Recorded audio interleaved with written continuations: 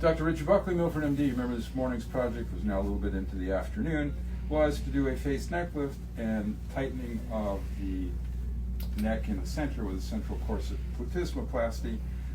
Doing all of that takes kind of 3.5 or 4 hours, or it takes 4 hours or 3.5 hours. Something like that, sometimes a little bit less. Always under 4 hours. We made a flap, and you can see this is just super smooth right now. I don't even see any nasolabial folds or marionette lines at the moment. You can see that the angle of the neck is great. Also, the face is a little bit swollen right now because we put a bunch of numbing fluid in there to do these things.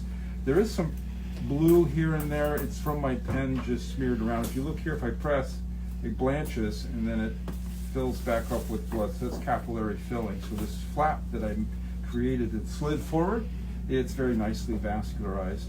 And let's see here. So there are a bunch of little stitches in here that are dissolving stitches. I have a key stitch here helping to anchor this here, here, here before I then put my other little stitches in there.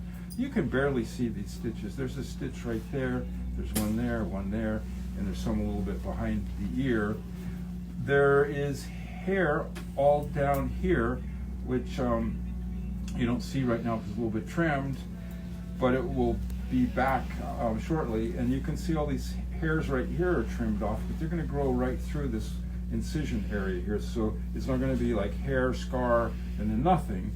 It's going to be hair, and then hair through the scar, and then more hair. We're not going to see this at all.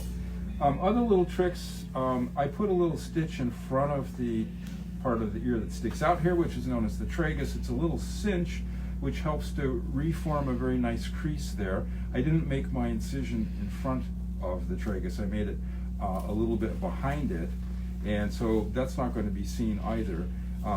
This is right in the natural crease of the ear anyway, or at least it's a new crease, but it's where the crease belongs.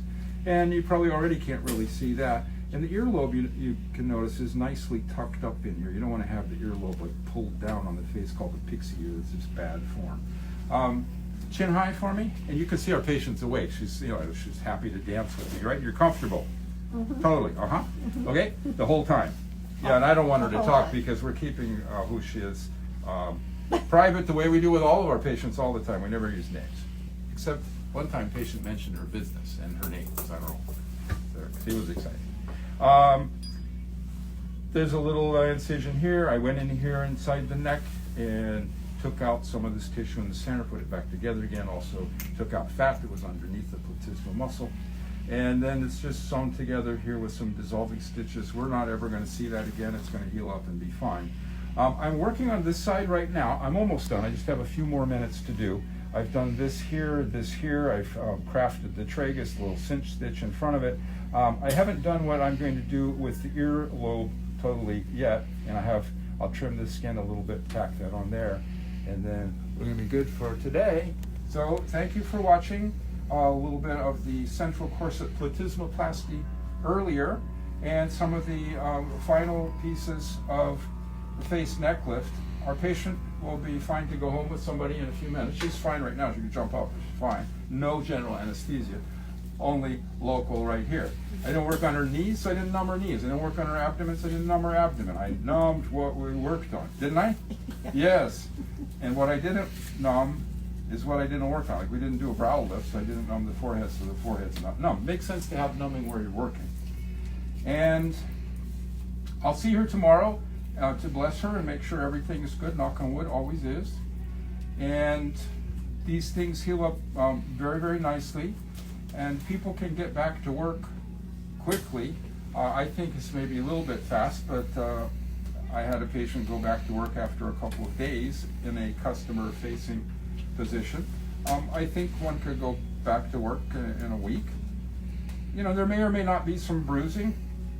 I don't know if there's going to be today. The purple I see today is from our marks that I made that we started to get off and sort of rub blue around. So there may be no bruising, maybe a little bruising. If there's bruising, it takes, I don't know, a week or 2 weeks to fully go away. And in any case, you know, one is welcome to use makeup right away and get back to activities that don't require the blood pressure being up. I wouldn't go back to the gym just yet. We want to give these things time to settle in and heal up. And any kind of hair work, permanent, that sort of thing, coloring, that should get done ahead of the procedure, because I do use dissolving stitches often, a lot, sometimes entirely, as with today. And the peroxide in those hair colorings, or whatever else might have peroxide in them, can help to dissolve our stitches earlier, which I don't want, right? So, yeah, one should plan for that. Many things to plan for. Do the hair coloring, week before, the procedure. Then you're good for, a month or so, right? Yeah. All right. Richard Buckley and team at MilfordMD, thank you for watching.